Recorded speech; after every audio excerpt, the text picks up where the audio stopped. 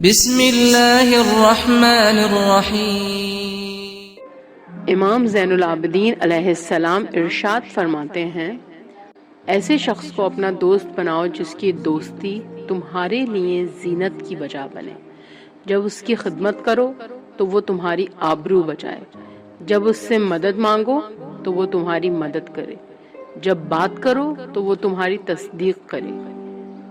اگر تم کسی پر حملہ کرو تو وہ تمہارے حملے کو شدت بخشے، اگر تم نیکی کی طرف ہاتھ بڑھاؤ تو وہ بھی اس طرف ہاتھ بڑھائے، اگر تم سے کوئی خامی ظاہر ہو جائے تو وہ اسے چھپائے، اگر تم سے کوئی نیکی دیکھے تو اس کی قدردانی کرے، اگر اس سے کچھ مانگو تو وہ تمہیں عطا کرے، اگر خاموش رہو